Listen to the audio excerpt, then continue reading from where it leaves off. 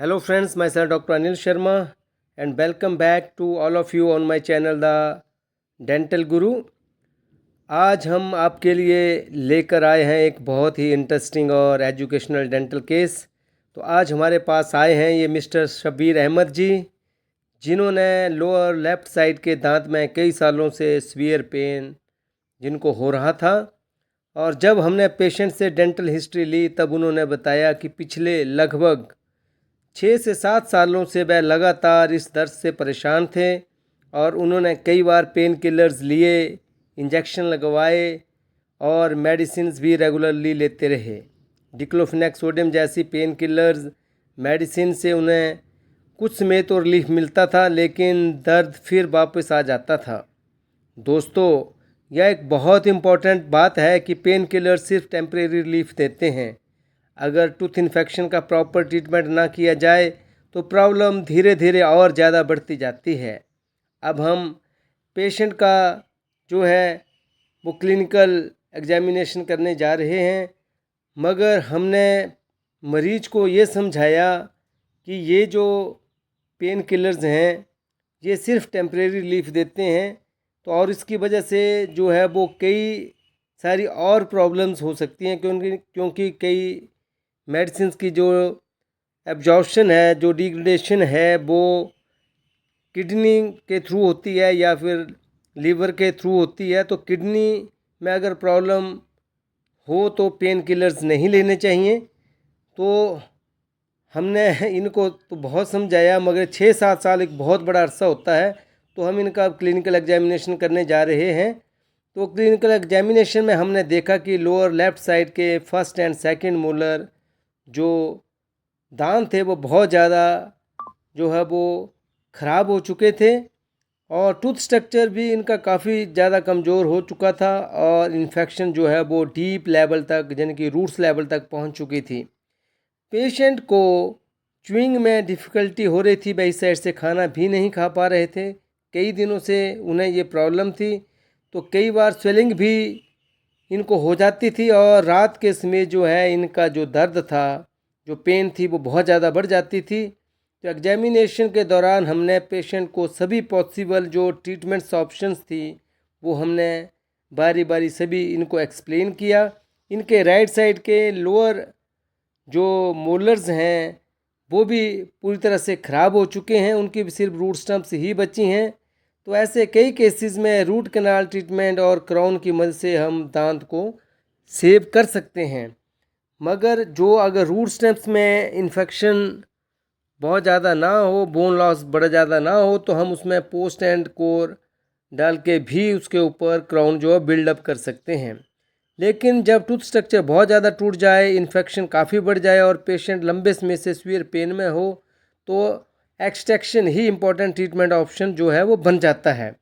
Patient ने discussion के बाद painful lower left first molar tooth को एक्सट्रैक्ट करवाने का निर्णय लिया।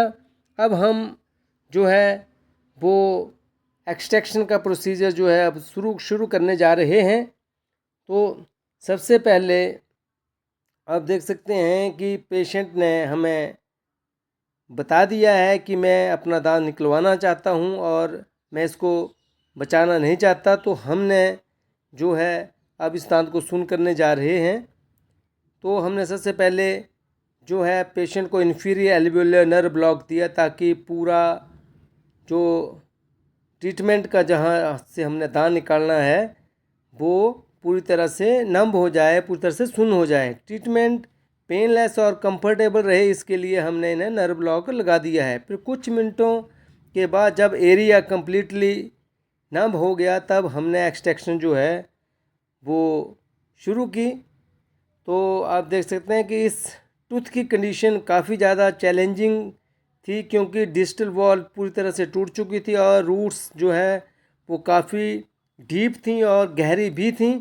इसके बावजूद हमने सिर्फ फोर्सेप्स की मदद से टूथ को केयरफुली और एट्रोमेटिकली निकालने की जो है वो प्रक्रिया शुरू कर दी है। तो आप देख सकते हैं कि हमने फोर्सेप जो है वो अप्लाई किया और बक्कल और जो है लिंगुअल और बक्कल जो ट्रैक्शन देते हुए हमने बड़े आराम से इस दांत को जो है, ये दांत लग्जेट तो हो गया है, मगर जो है इसकी रूट्स बहुत ज़्यादा डीप हैं, गहरी हैं, तो इसको बाहर आने में थोड़ी परेशानी हो रही है। इनका मुंह भी उतना नहीं खुल रहा है। तो हमने जो है बड़े आराम से कंफर्टेबली जो इस दांत को आप देख सकते हैं कि हमने निकाल दिया है। टूथ की जो रूट्स थी वो काफ़ी डीप थी, और कई बार ऐसे टीथ की एक्सट्रैक्शन डिफ़िकल्ट हो जाती है क्योंकि टूथ स्ट्रक्चर कमज़ोर होता है और रूट्स जो हैं वो स्ट्रांगली बोन के साथ एम्बेडेड रहती हैं। तो फॉर्चुनेटली इस केस में एक्सट्रैक्शन जो है आप देख सकते हैं कि दांत तो लग्जेट हो गया और हमने जो है सक्सेसफुली जो है इस दांत को निकाल दिया है। अब एक्सट्रैक्शन साइट को हमने केयरफुली एग्जामिन किया और ब्लीडिंग को कंट्रोल किया। आप देख सकते हैं कि इसकी कितनी बड़ी जो लंबी रूट्स थी, कितनी ज़्यादा लंबी रूट्स थी।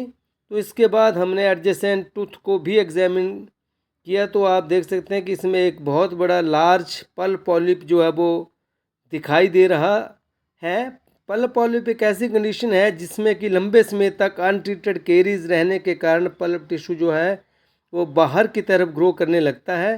तो यह एक क्रॉनिक इन्फेक्शन का साइन होता है, और ऐसे टीथ को भी टाइमली ट्रीटमेंट की बहुत ज़्यादा ज़रूरत होती है। अब हमने पेशेंट को पोस्ट एक्सट्रैक्शन जो इंस्ट्रक्शन होती हैं वो हम दे रहे हैं। जैसे कि टूथ एक्सट्रैक्शन के बाद पेशेंट को कम से कम 30 से 45 मिनट्स तक गॉज बाइट करने के लिए कहा। जो एक प्रेशर पैक होता है उसके ऊपर जो हमने गॉज दी थी उसके ऊपर बाइट करने के लिए कहा है, और 24 घंटे तक माउथ रिंजेस अवॉइड करने की सलाह दी है, और ब्लड क्लॉट को बिना किसी डिस्टर्बेंस के जो है वो उनको रहने की सलाह दी है। उनको स्पिटिंग, थूकना और स्पिट करने के लिए मना किया है। जो भी थूक आएगा, जो सलाइवा होगा, उसको आपने अंदर ही ले जाना है। गर्म चीज़ें, स्मोकिंग, टोबैको और हार्ड फूड अवॉइड करने के लिए कहा गया है। पेशेंट को प्रिस्क्राइब्ड मेडिसिन्स टाइम पर लेने और प्रॉपर ओरल हाइजीन मेंटेन करने की सलाह दी है। हमने कहा कि आप अपने बाकी दांतों पे ब्रश कर सकते हैं, मगर जहाँ से दांत निकाला है वहाँ पे आपने ब्रश नहीं करना है, क्योंकि जख्म को आराम से भरने देना है। और जो है आपने सॉफ्ट डाइट लेनी है। सॉफ्ट डाइट जैसे दलिया, हलवा, खिचड़ी, कोई भी सॉफ्ट डाइट, और दूसरी साइड से जहाँ से दांत निकाला है उस साइड से आपने बाइट नहीं करना है। और जिस दिन दांत निकाला है उस दिन आपने जो है वो गर्म चीज़ बिल्कुल भी नहीं लेनी है। आपने हल्की ठंडी चीज़ ही और सॉफ्ट डाइट ही लेनी है। अगर आपके दांत में लंबे समय से पेन हो रहा है तो दोस्तों हमें इस केस से यही सीख मिलती है कि अगर आपके दांत में भी लंबे समय से पेन हो रहा है तो बार बार मेडिसिन लेनी पड़े, स्वेलिंग आ जाए या च्यूइंग में डिफ़िकल्टी हो, तो इसके आपको इग्नोर नहीं करना चाहिए। टाइमली डेंटल ट्रीटमेंट आपके नेचुरल टीथ को बचा सकती है और फ्यूचर कॉम्प्लिकेशन से भी प्रोटेक्ट कर सकती है। पेन किलर सिर्फ सिम्टम्स को कुछ समय तक दबाते हैं, लेकिन इन्फेक्शन का परमानेंट सॉल्यूशन नहीं हो पाता। Regular dental checkups and early dental treatment बहुत ज़रूरी हैं। अगर आपको यह वीडियो इन्फॉर्मेटिव और हेल्पफुल लगी हो, then please like, share and subscribe to the Dental Guru YouTube channel। हम आपके लिए regularly real dental cases, oral dental awareness videos, treatment procedures and educational content लेकर आते रहेंगे। और जिन्होंने अभी तक मेरा ये YouTube channel the dental Guru subscribe नहीं किया है वो जल्दी से जल्दी मेरे इस YouTube चैनल द डेंटल गुरु को सब्सक्राइब कर लें, क्योंकि मैं आपके लिए जो है डेली कोई ना कोई रियल डेंटल केस आपके लिए लेकर आता रहता हूँ। तो please spread the dental awareness to every last person of this India.